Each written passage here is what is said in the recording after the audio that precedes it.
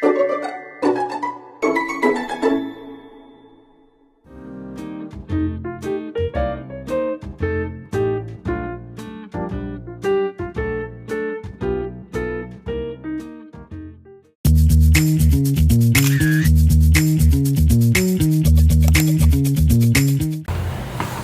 araw po. Maaari ko po bang mahingi ang pangalan mo at kung anong kurso ka?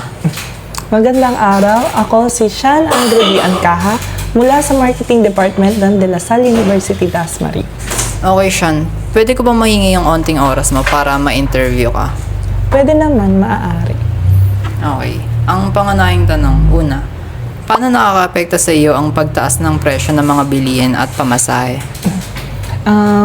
Bilang estudyante, ang pagtaas ng presyo ng mga bilihin at inflation ay malaking impact sa aking pamumuhay dahil nga limitado lang ang aking allowance na ibinibigay ng magulang ko. Okay. Question number 2. May mga pagkakataon ba na naapektuhan ng iyong pagpasok o pag-aaral dahil sa kakulangan sa budget? Maaari mo bang ibahagi ang iyong karanasan? May mga pagkakataon na nakaka-apekto nga yung sobrang taas ng presyo ng bilihin at transportasyon sa aking pag-aaral dahil nga sa yun nga limitado yung allowance ko. So minsan imbis na nagko-commute ako or sumasakay ng jeep mula sa bahay papuntang school, ako ay naglalakad na lamang. Or minsan kung meron akong kailangan na gastusin na para sa sarili ko, hindi ko na nabibili dahil na mataas na yung presyo ng bagay na yun. Pangatlo, para sa iyo, sang-ayon ka ba na mag-suspend ng klase dahil sa inflation? Bakit o bakit hindi? Sa tingin ko, yung pag-suspend ng klase dahil sa inflation ay sang-ayon naman ako doon kung yung suspension na yun is limited lang or sa maikling panahon lamang na doon sa suspension na yun maghahanap ng solusyon para doon sa inflation para bumaba. So, sang-ayon ako doon sa suspension. Yeah. Pang-apat, sa pag-aanunsyo ng CHED na pahintulutan ng 100% online classes para sa natitirang bahagi ng academic year 2025 to 2026, sa tingin mo, dapat ba sundin ito ng ating paaralan? Sa tingin ko yung pag-suspend ay pag-shift to online class, isa siya sa magandang solusyon sa krisis na hinaharap natin. Dahil nga, hindi naman lahat ng estudyante or mga tao ay kayang mag-adjust doon sa pamumuhay na malaki yung bilihin, ganyan. So, yung pag-shift doon sa online class, parang isang time frame siya para mag-adjust sila doon sa pamumuhay na mamahalin mga bilihin, ganyan. Yes. Okay, last question na tayo. So, bilang estudyante, ano-ano ang mga paraan na ginagawa mo para makatipid? Ayun, mga paraan. Yun nga yung sinabi ko nung una, imbis na sumasakay ako ng jeep papuntang school, ako na lang ay naglalakad na lamang ako para makatipid. Pangalawa naman, minsan ay madalas yung nagdadala na lang ako ng tumbler ko na may tubig para hindi na ako bumibili sa kantin namin ng tubig dahil medyo mahal na rin yung tubig. Mahal yung tubig ng 40 pesos dun. So, yun lang naman. Thank you sa oras mo, Sean. At may pangwakas pa pala kami. Ano ang iyong mensahe sa paaralan o pamahalaan tungkol sa issue na ito? I think, sa tingin ko, ang mensahe ko ay kung para para malampasan natin yung krisis na hinaharap natin, dapat tayo ay magkaisa, hindi tayo dapat magsisihan, dapat gumawa tayo ng action natin. Tapos dapat pumili tayo ng mas babagay na leader sa bansa natin para ma-solve or maisalba ang Pilipinas sa krisis na hinaharap. Ayun lamang. Maraming salamat sa oras mo, Sean, at sa pagbabahagi ng iyong saloobin. Malaki ang natulong ng mga saloobin mo sa panayam na ito. Ayan. Muli, taos puso may nagpapasalamat at tumaas ang mga katulong ang panayam na ito sa pagbibigay liwanag sa mga hamon na kinakaharap ng mga estudyante at guro sa kasalukuyan.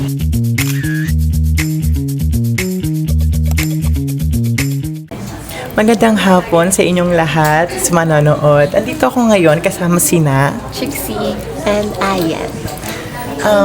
Alam niyo naman na ang topic natin ay pagtaas ng gasolina at kung paano ito nakaka-apekto bilang estudyante. Yes. Sige, magsimula na tayo. Ang unang tanong, paano nakaka-apekto sa inyo ang pagtaas ng presyo ng mga bilihin at pamasahe?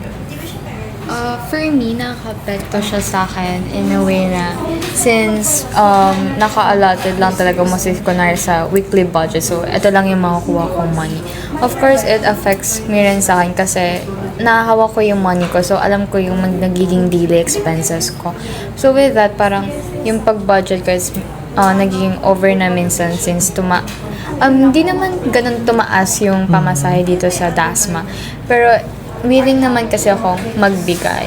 Then, siguro sa time din na parang it's time to save up din sa money sa mga needs ko since mahal na din yung nagiging gasoline and grocery pagdating sa mga house ko. Same with her rin kasi kapag nagkaroon ng pagtaas sa bilihin is parang need ko talagang i-budget rin yung allowance ko. And also, di ba, kapag mataas yung bilihin, na-affect din niya yung bilihin sa mismong FS, di ba? Tumataas din siya. So, we need to budget talaga yung allowances. Salamat at dako naman tayo sa susunod na tanong. May mga pagkakataon ba na nakaka-apektong iyong pagpasok o pag-aaral dahil sa kakulangan ng budget? Maaari mo ba ito ibahagi ang inyong karanasan? Kagulangan sa budget. Oh my gosh, totoo yan. Lalo na ngayon kasi, di ba nga, tumaas yung price ng gasoline, at di syempre maapektuhan yung mga pamasahe. So, need ng dagdag piso sa pagbayad ng pamasahe. And by that, medyo mahirap din siya for me as a student kasi nagko-commute ako every day. So, ayun, mahirap. Follow-up question lang, no? Taga, saan ka ba nagko-commute? Malayo ka ba sa paaralan natin? Oh, actually, from Gentry pa ako. So, need kong sumakay ng 3 beses. 2 tricycle, tas 1 jeepney. So, by that, parang kung back and forth, makakastos ako ng more than 60 pesos. Kaya, ang hirap din talagang i-budget. Lalo na tumaas nga yung mga bilihin, tas gasolina and such. Dako tayo sa pangatlong katanungan. Para sa iyo, sang-ayon ka ba na dapat pagsuspende ang klase dahil sa inflation na nangyayari? Bakit oo o bakit hindi? For me, I would agree sa pag-suspension ng classes since kahit sabihin na natin nasa private university tayo, not everyone na nagkakaroon ng ganun kataas na budget, not everyone has the privilege na kaya nila talaga na out of their budget na ganun kalaki yung allowance nila. So, I think yung pag-suspende, it will help them. Hindi lang sila, kung hindi yung parents din. Kasi yung budget na yun, pwede din sila makapunta sa other expenses sa bahay. Very much agree. Totoo, no? At dako naman tayo sa pang-apat na tanong. Sa pag-anunsyo ng CHED na pinapahintulutan ang 100% online classes para sa natitirang bahagi ng academic year 2025 to 2026. Sa iyong tingin, dapat ba natin sundin ito sa ating paaralan? Ipaliwanag. Natitirang academic year. Siguro ngayon sa situation natin, medyo agree ako. Kasi nga, yun nga, ang daming naapektuhan sa pagtaas ng mga price ng bilihin and yung sa gas. Pero kung dumating yung araw na masolusyonan yon, pwede naman na sigurong ibalik sa dati. For me, hindi ako agree sa 100%. Sa sa natitirang school year ngayon? Yeah. Oh. Kasi, I think since final term, most of the students talaga is kailangan nila ng hands put and mostly output based yung binibigay. So, hindi ako agree sa 100% na siguro kung 50% online then face to face. Agree pa ako since reasonable naman yun. Salamat at moving on sa pang-anim na katanungan. Bilang estudyante, ano-ano mga paraan na ginagawa mo upang makatipid sa krisis na hinaharap natin ngayon? Sa akin, ginagawa ko, since binibigay sa akin as like pang buong week na yung budget ko, sinisave, inaalat ko lang yung nakalagay sa wall ko na magagalaw ko lang siya when it comes to commuting. Then yung other na natirang money, I'm trying to save it, especially pag may needs ako. Pero as much as na kaya ko, hindi ko talaga siya ginagalaw. For me naman, most of the time, hiwalay yung pang-commute ko, tas hiwalay din yung baon ko. Tapos, instead na bumili, is nagbabaon ako ng sarili kong lunch. Para kahit papaano, di ba, makabawas din sa gastusin. So, yeah. Sobrang insightful at may mapupulot talagang tips. Sa pangwakas naman na tanong, meron ka bang mensahe para sa paaralan o sa pamahalaan natin tungkol sa isyong ito?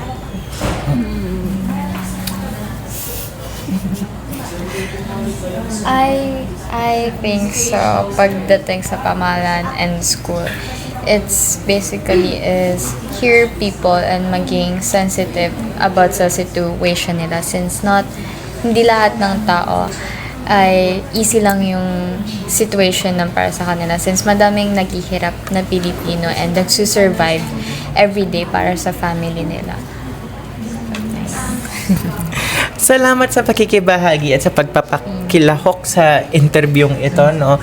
Yun lamang. Salamat po sa panonood. Thank you.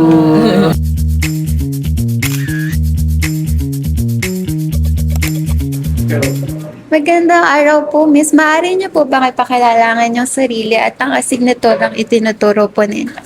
Ako ay si Ginang Ruda Muhal from the Social Sciences Department. At ako po ay sa kasalukuyan nagtuturo ng kursong Rizal at ang mga babasahin hinggil sa kasaysayan ng Pilipinas bilang bahagi po ng General Education subject sa bawat kolehiyo at nagtuturo din po ako ng European Studies doon naman po sa kurso ng International Development Studies. Okay, thank you po, Miss.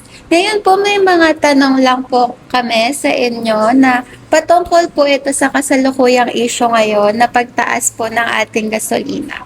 Para po sa unang tanong, sa inyo pong pananaw, paano naapektuhan ng pagtaas ng presyo ng gasolina ang pag-aaral ng mga estudyante? Sa pagtaas ng presyo ng gasolina sa kasalukuyang panahon ay nakikita ko rin at nalubhang nahirapan ng ibang mga estudyante lalo na po sa mga estudyante na hindi pa sanay na sumakay 'di ba sa public utility vehicle.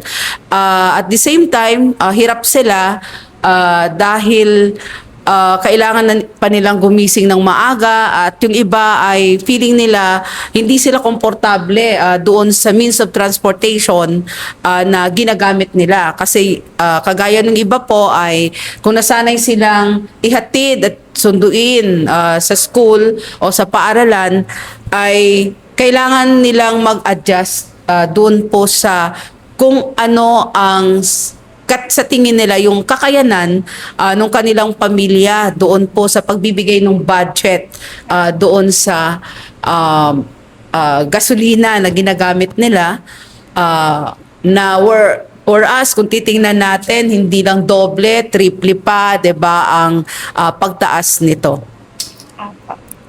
Sunod po nun, Miss, paano naman po kayo personal na naapektuhan sa pagtaas po ng gasolina? Sa pagtaas ng gasolina,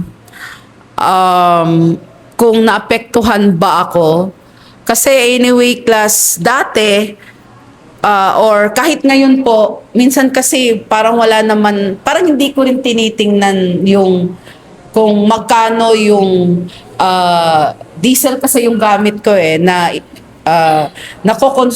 nakokonsumo ng aking sasakyan. Pero parang sa ngayon naisip ko na yung 1,000 pesos parang ilang araw lang. So to think na ako ay taga-Anabo lang, tapos siguro minsan nga 20 minutes nasa school na ako, pag walang traffic nakuha ko nga minsan ng 14 minutes lang. Okay, so para sa akin, parang yung 1,000, hindi ko lang matatandaan kung ilang araw ko siyang ginagamit. So pag ganito at pag nagpatuloy na ganito, malaki talaga yung budget na dapat na ilaan para dun po sa sa sasakyan. Okay, sa konsumo na gagamitin ko, dun sa aking sasakyan. Sa tingin niyo po ba, Miss, sapat po ba yung rason na pagtaas ng presyo ng gasolina upang magkaroon po ng suspension sa klase at bakit po? Sa akin po kasi pagdating sa suspension nung klase, kung sapat ba yung pagtaas ng presyo ng gasolina, mas after kasi ako sa sa on-site na klase rather than dun sa online. So siguro ang gagawin lang natin is mag-adjust lang tayo lahat. Ito yung tinatawag natin, kailangan natin magtiis, kailangan nating maging flexible, syempre sa mga changes na o pagbabago na nararanasan natin. Okay, kasi sa tingin ko hindi naman to talaga permanente na yung pagtaas ng gasolina. So siguro dadating din yung point ng panahon na bababa din naman ito. So siguro kunting tiis lang dun sa pagpasok natin sa school, kasi I think na mas mapaigi yung pag-aaral natin kapag tayo po ay on-site, yung ating mga klase na ginagawa dito po sa ating pamantasan. Okay. Thank you po, Miss. Sunod po niya, nagkaroon po kasi ng balita na ang CHED po ay pinahintulutan ng 100% online class para sa natitirang bahagi ng academic year 2025 at 2026. Ano po ang naging reaction niyo po dito? Okay, so ang CHED siguro, yung nakikita nila, basically is yung kabuuan ng need nung mga estudyante at mga magulang. Siguro kinoconsider nila na kung sino lang ang mga schools, yun kasi ang alam ko kung sino lang yung mga schools na equip talaga na mag-conduct ng online classes, ayun yung sa tingin nila ay yun ang gagawin ng mga universities na equip sila kasi yung mga gamit nila is pwedeng-pwede na kahit 100% na kahit online class ay maibigay pa rin yung quality of education. So yun lang sa akin. Pero personal opinion ko, mas mas gusto ko yung siguro yun siguro naisip ng CHED. Pero sa ating university, alam ko yung Lasal, equip tayo to conduct an online classes. Pero yung response ng ating university is only one day, 'di ba? Na magkaroon tayo ng araw lang ng hindi pagpasok sa school. At yung iba is ikakonduct talaga natin on-site. So, yun. Last question po, Miss. Ano po ang ipapayo ninyo sa mga estudyante at sa paaralan po upang makatulong sa mga ganitong sitwasyon at issue? Sa mga estudyante naman, siguro yung una lang talaga, resilience is very important. We need to be flexible enough nga, kagaya ng sinabi ko kanina, dun sa mga changes o pagbabago na nangyayari sa atin. At siguro kailangan natin ng turuan kayo na magkaroon ng, alam mo yung austerity program. So when I say austerity, magtipid, so pagtitipid sa lahat ng bagay. So kahit yung pagsakay sa mga sasakyan, so maglakad na lang tayo. Why not, 'di ba? So maging healthy ka pa kapag yung gagawin mo instead na sasakay kayo ng ikot Lasal. Sorry. Okay, so maglakad na lang kayo. Or instead na yung sasakyan ninyo ay nakapark na dito sa CBA, so kung pupunta kayo dun sa kabila sa JFH building, ay maglakad na lang kayo. Para at least, 'di ba, nakakatipid tayo sa konsumo ng gasolina at hindi rin tayo nakaka-contribute doon po sa pag ng ating air pollution, 'di ba, na sinasabi natin. Yan lang. Maraming salamat po, Miss, sa pagsagot ng mga tanong po.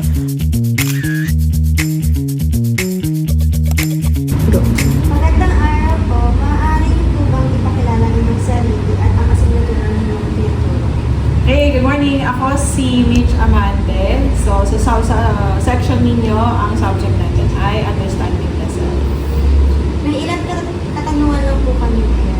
Sa inyong pananaw po, paano naapektuhan ang pagtaas ng presyo ng gasolina sa pag-aaral ng mga estudyante? First doon yung attendance ninyo. Kasi tumaas yung presyo ng fuel natin, gas prices. Pero yung sahod ng mga magulang ninyo, hindi naman tumaas agad or tumataas pa.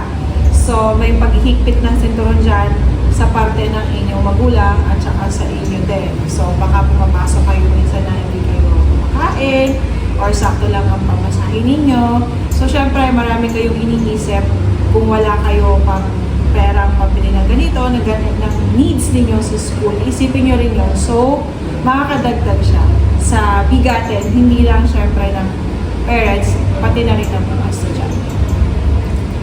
Bilang isang guro, paano naman po kayo personal na naapektuhan ng patuloy na pagtaas ng presyo ng gasolina? Kagaya lang din naman ng sa ibang household. So, sa parte ko, ako ay nagpalit ng mas matipid na sasakyan. At yung sasakyan na yon ay hindi namin din ginagamit na kung saan-saan. So, hindi rin kami lumalabas na ngayon kung hindi kailangan. At ganun din, may paghihigpit din ng sinturon sa budget, syempre sa budget sa bahay. Kasi nung tumaas din yung fuel prices, tumaas din yung kuryente, tumaas lahat. So, hindi siya sapat kung ano man yung nagiging sweldo namin, makagaya ng nasa mga magulang ninyo, ganun din yung sa amin. So, yung adjustment ay hindi lang din naman sa mga estudyante, no? Pati sa employees din. Sa inyong opinion, sapat na ba ang dahilan ng pagtaas ng gasolina upang magkaroon pa ng tax suspension? Bakit? Oo. Kasi yung school natin, di ba nga, ang kinikater naman natin ay hindi naman lahat dito ay, in the 1%. So, marami tayong kinikater sa area na hindi maraming salat sa buhay at edukasyon lang, no, yung pangtawid nila, no, mula doon sa kahirapan hanggang sa umasenso.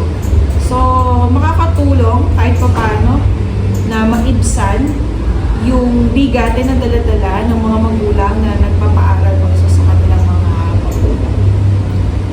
Ano po ang inyong reaction sa desisyon ng CHED na pahintulutan ng 100% online classes para sa natitirang bahagi ng academic year 2025-2026? Actually, natuwa kami doon, no, na at least yung CHED in this sense, nagkaroon sila agad ng solusyon na pwedeng mai-present na sa lahat. Hindi naging selective na private school, ganito, government schools, state universities, ganito. So, encompassing sa lahat kasi ang lahat naman yung affected doon sa fuel prices. Hindi lang naman state university, or hindi lang state or private universities yung affected. So, natutuwa ako na nagkaroon agad sila ng desisyon. Kaya lang, at the end of the day, nasa decision pa rin ng mga universities kung susundin. Sa tingin niyo po ba ay nararapat na mag-shift ang ating paaralan sa 100% online classes? Yes. Kasi meron naman tayong means para magawa yun. Meron tayong school book na nagamit natin nung pandemic din. At effective naman siya. Hindi naman siya permanente. Temporaryo naman yung pagbabalik natin sa online classes. No? Yun nga, no, in consideration na rin sa nararanasan natin lahat. At saka ang init. iba kasi yung tindi ng init ngayon. So kahit tayo dito sa school, nagtitipid tayo sa paggamit ng AC natin, nakaset lang siya at one different set ng temperature, di ba? Pero paglabas mo dito, ayan, hindi naman lahat ng tao ay may sasakyan na dala-dala. May nagko-commute din. Hindi lahat ng tao ay kaya ang ganitong klaseng init, no? Hindi kasi pwede natin i-compare na noon ang weather, no, at ang klima, no, hindi pa ganito ka-extreme. So, ngayon din, ayan, may El Nino tayo, kaya mahirap din. So, factor din na makakatulong kung may 100%. Bilang panghuling katanungan po, ano po ang may papaya ninyo sa mga estudyante at paaralan upang makatulong sa ganitong sitwasyon? Dialogue. We also have to understand kung makita halimbawa ng universities, not just our institution, no, kung ano yung needs, pangangailangan ng lahat ng stakeholders. Kasi kailangan din natin makita na nandun tayo sa shoes nila, kung ano yung point of view nila, ano yung nararanasan nila everyday experiences, no? Kasi malaki yung impact nung crisis ngayon sa lahat. So kung may kaya kayo, yung impact siguro sa inyo, medyo kakonti lang, paano naman doon sa mga nasa laylayan, no? Na twice a day na nga lang kumakain, o baka nga ngayon hindi na kumakain, or once a day. So, we also have to put that into consideration kasi nga hindi naman lahat ng nag-aaral sa Lasal, no, ay kasing yaman ng mga ibang tao. Ayun lang po, miss. Maraming salamat.